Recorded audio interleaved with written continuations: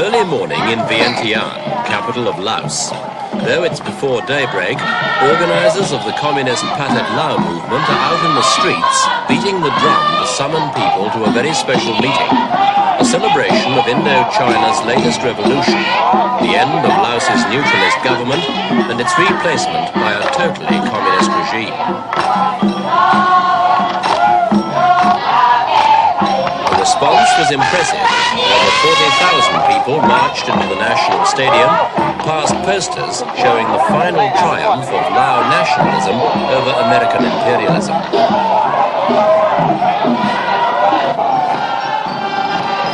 As the crowd waited for the revolution's leaders to arrive, they sang patriotic songs, led on by Pathet Lao officials.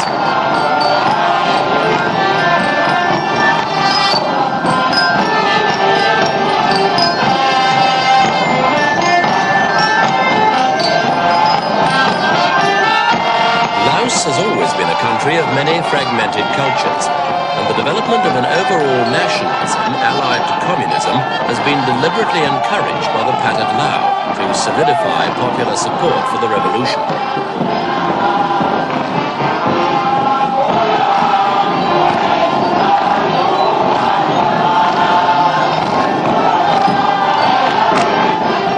When the new rulers eventually made their appearance, the crowd was treated to a discourse by Phumi Vongvichit, foreign minister in the old government and vice premier in the new. He and a succession of speakers all referred to this moment of destiny in Laos's history.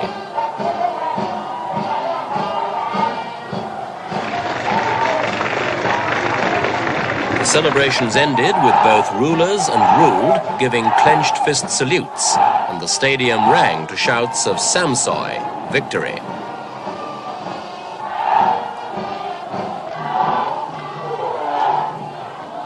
The new regime means not only a change of government, but an entirely new state. King Savang Vatthana, titular head of the Kingdom of Laos for the last 16 years, abdicated, so bringing to an end a monarchy stretching back over 6 centuries.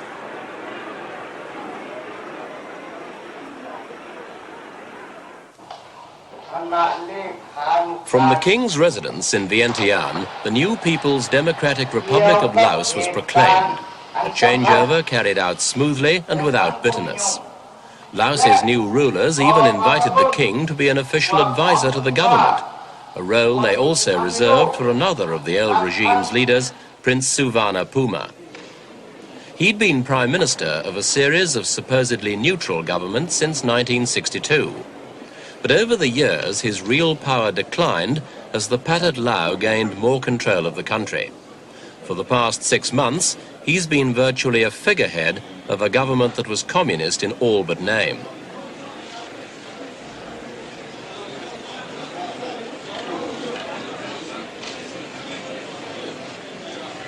Suvarnabhuma's power has in fact been transferred to his half-brother, Prince Suphanuvong, who's been the most prominent Pathet Lao leader during the last 20 years. He's now become president of the new republic.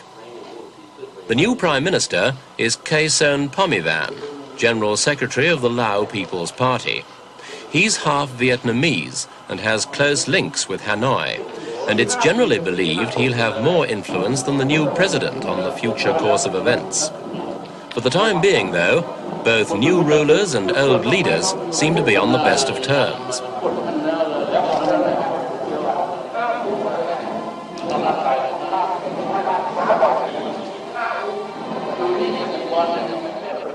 Friendliness was certainly the keynote at the new government's first reception for members of the diplomatic corps. The heartiest congratulations came not unnaturally from the Soviet ambassador, whose country has more influence in Laos now than ever before.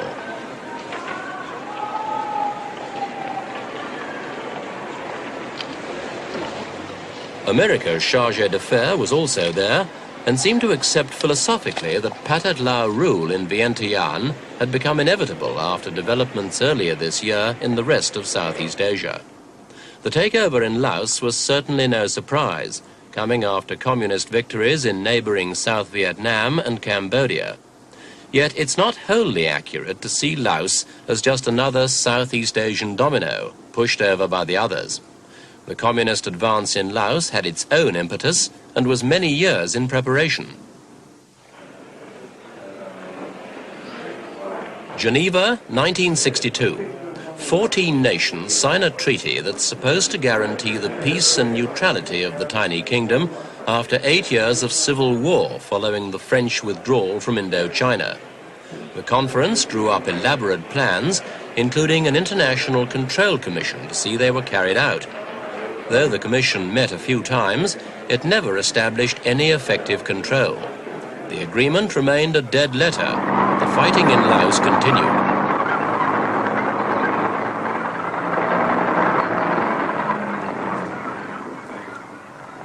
In the early 60s, the military struggle was inconclusive. The Royalists held the western half of the country and the Communists the east.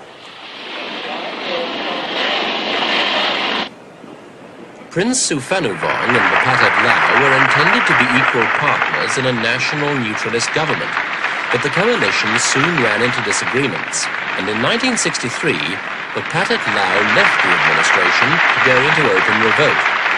They set up their own headquarters at Sam Nua in the northeast.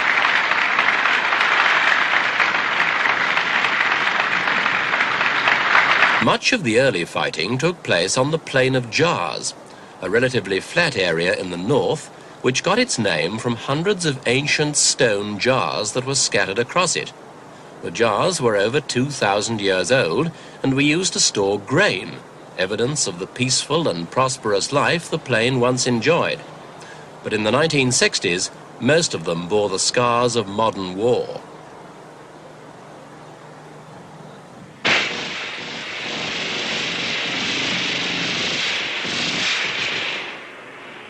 The war involved more than just Laotians. These Neo tribesmen, royalist and fiercely anti-communist, were often called the secret army, because they were supplied, paid and organized entirely by money and officials from America's Central Intelligence Agency, though Washington never admitted this at the time. The Mios were tough fighters and bore the brunt of heavy communist assaults in the later stages of the conflict.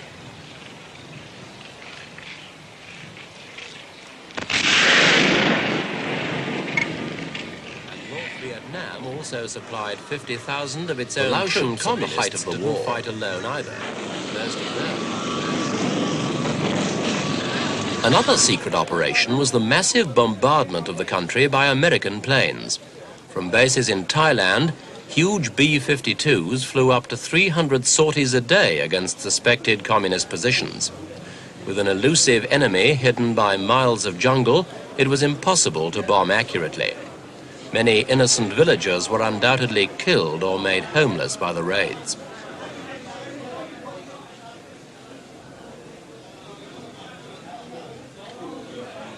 Washington never admitted the scale of the bombing, nor permitted film coverage of it. The only pictures released were those showing rice supplies being dropped to refugees.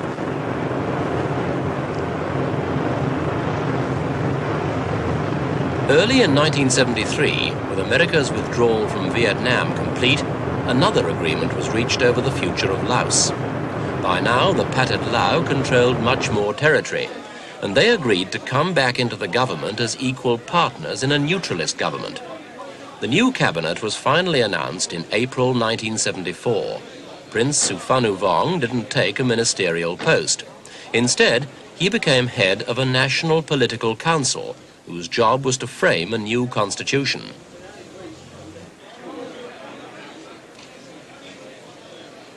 From this new position of strength, the communists were well placed to advance the revolution by political rather than military methods. But there were also pressing economic and social problems to tackle. The most important concerned the refugees. Both Pathet Lao and royalist officials toured refugee camps to explain government plans for resettlement and rehabilitation. The war had uprooted nearly 800,000 people, over a quarter of the entire population, and many had settled around Vientiane to escape the fighting. Now they were told they had a choice, to settle where they were or return, with the government's help, to their own villages. In a scheme organized by the United Nations last February, The first batch of 11,000 chose to return to their homes in communist-held territory in the north.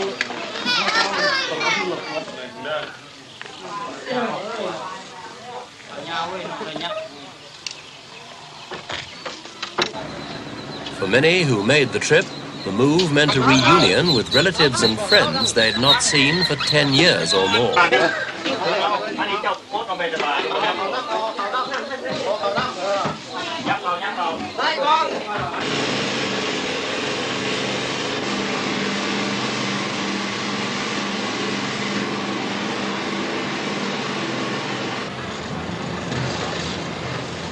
The decision to share power was expressed not just in the cabinet room, but also on the streets of Vientiane, where Pathet Lao and royalist troops kept law and order through joint patrols.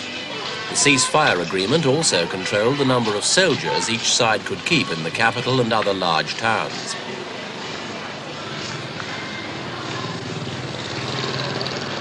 But what's agreed in Laos is rarely what's carried out, and sporadic outbursts of fighting continued to disturb the general peace. The Mio tribesmen especially weren't happy with the ceasefire and tried to improve their position. But they found little support from other royalist troops, some of whom refused to obey their officers and declared themselves allies of the Pathet Lao.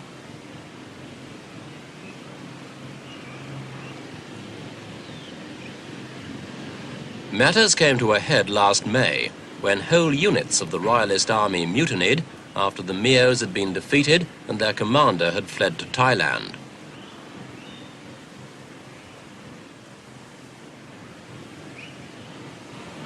In Vientiane, Pathet Lao students demonstrated against right-wing elements and forced the resignation of all 5 royalist ministers. From this point on, the government ceased to be neutralist except in name. Pathet Lao policies were adopted unopposed. The most obvious change introduced by the communists was the political seminar, which everyone from peasant to cabinet minister was obliged to attend. The sessions were conducted by trained propaganda officials, and participants were often required to repeat various written statements of Marxist ideology. This attempt to remodel and discipline society is taken very seriously by the Pathet Lao, and severe penalties, including jail sentences, have been imposed on those who've refused to attend. Faced with a choice between indoctrination or exile, many chose to leave. In the last 6 months, 50,000 people, including teachers, doctors and businessmen, have sold what they can and taken the ferries across the Mekong to Thailand.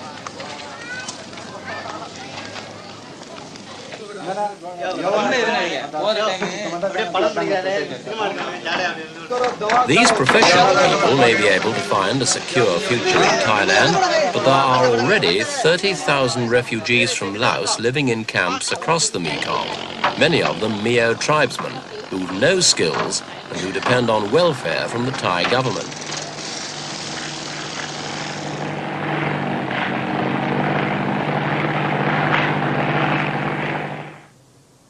In Vientiane, nearly every street in the shopping district shows some sign of the exodus.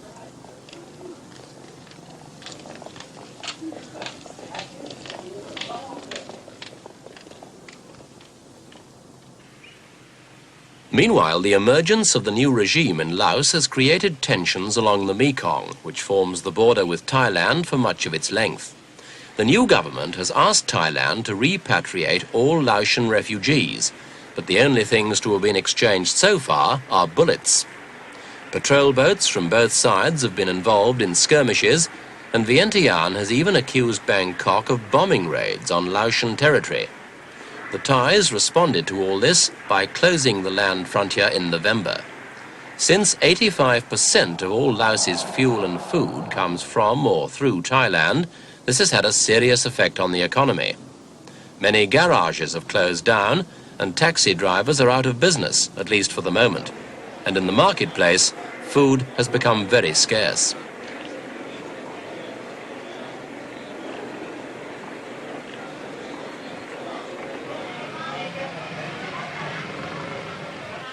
In a country where the average income barely equals $50 American a year, these recent problems are a heavy extra burden. Inflation, which was 60% a year during the war, is now running at 70%. Some goods have come down in price recently, as foreign businessmen have sold off their stock prior to leaving. But the foreign community never catered for the average Laotian anyway, so these benefits have not been widely felt.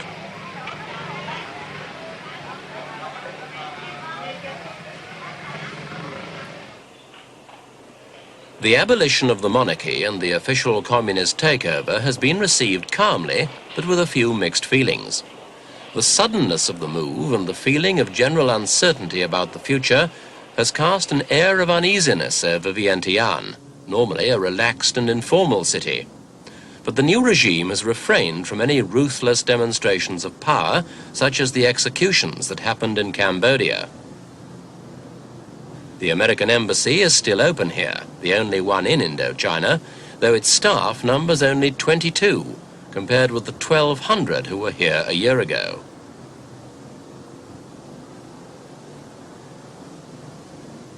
American newspapers and magazines can still be bought, and cannabis is openly on sale in the market. Vientiane still retains its attraction for young Western hippies, and despite a desire for discipline, the government hasn't yet moved against them. But among the ubiquitous American T-shirts, there are now some with a more nationalistic message.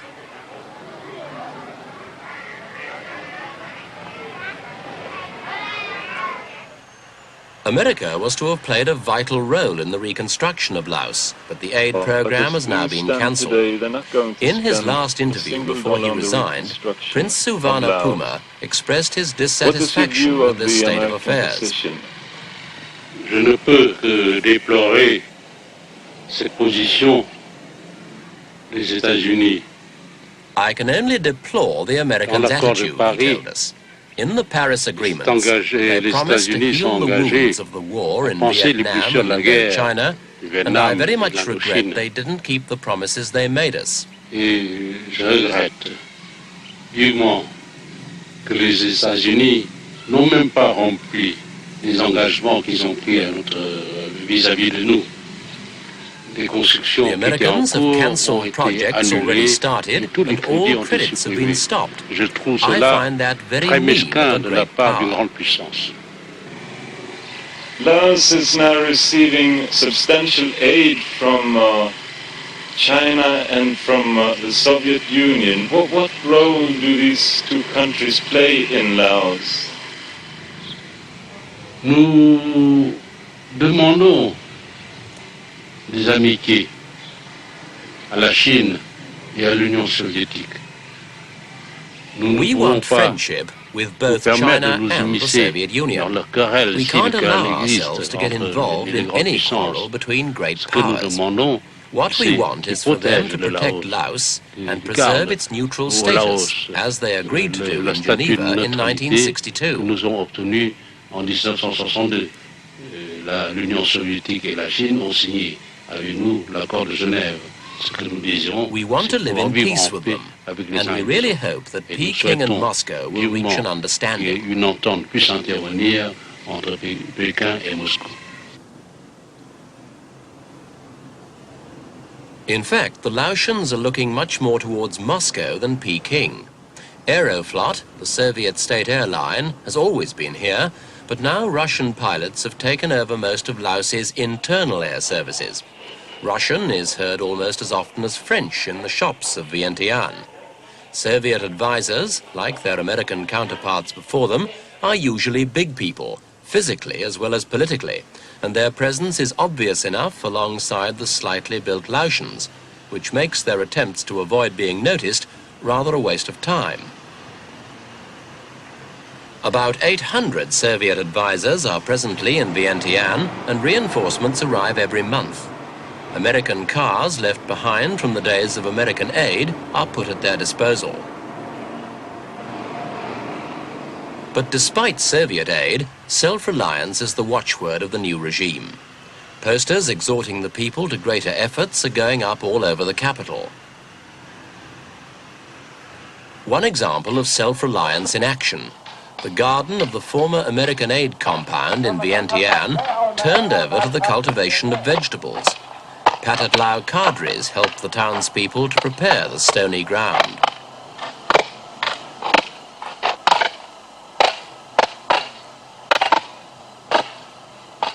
It's a similar story in the countryside, although the economy here is so primitive it's hardly been affected by the events of the last 6 months. In fact, the self-help philosophy has received a tremendous boost from Thailand's action in closing the border. The government on its own could never have demonstrated so convincingly that Laos needs to be economically independent, so the closure has consolidated popular support for the revolution.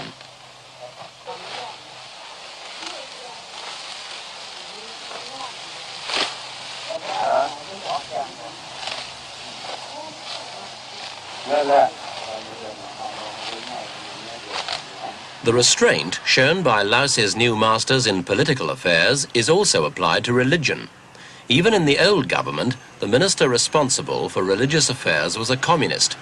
The new regime has deliberately tried to enlist the support of the country's Buddhist leaders, who've been promised complete freedom to carry on their usual activities. The courtyards of many temples serve as playgrounds for children and as meeting places for their local communities. The government has asked the monks to serve as teachers in the regular schools, and some Buddhist leaders see this as an opportunity to strengthen their influence.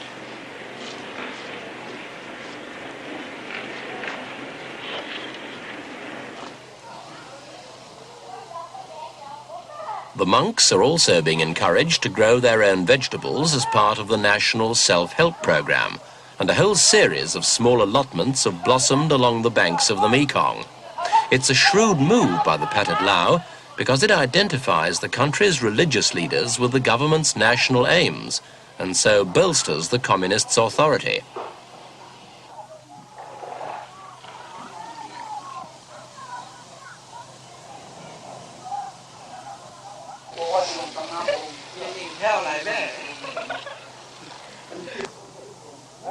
It's been clear for many years that Laotians couldn't hope to regain their ancient prosperity without first learning to live in peace with each other and then working together for a common good. Both these conditions now seem to prevail. The new Prime Minister has said he wants to get rid of the old corruption, integrate the long-neglected minorities and create a truly national consciousness. But he's also made it clear that the first aim will be self-sufficiency in food. The Laotians, it seems, are going to have their revolution, but they're going to have to work for it.